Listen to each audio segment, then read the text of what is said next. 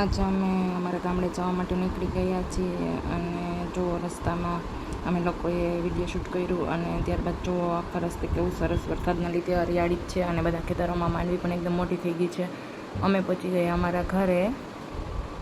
ત્યારબાદ અમારા ઘરની બહાર એક વેલામાં જો કેવા સરસના ફૂલ ઉગ્યા છે. કેનો વેલો છે તો ખબર નહીં. જીયાનસી જો ફૂલ તોડીને બતાવે છે કે મમ્મી આ ફૂલ જો કેવું સરસ છે અને ખરેખર એ ફૂલ બહુ જ સરસ હતું, સફેદ કલરનું. ત્યારબાદ ઘરે ગયા તો ભજીયા બનાવ્યા અને શીરો બનાવ્યો. રોટલા શાક મારી સાસુએ બનાવી રાખ્યા હતા અને ત્યારબાદ મેં ભજીયા બનાવ્યા અને બધાને જમવા બેસાડી દીધા.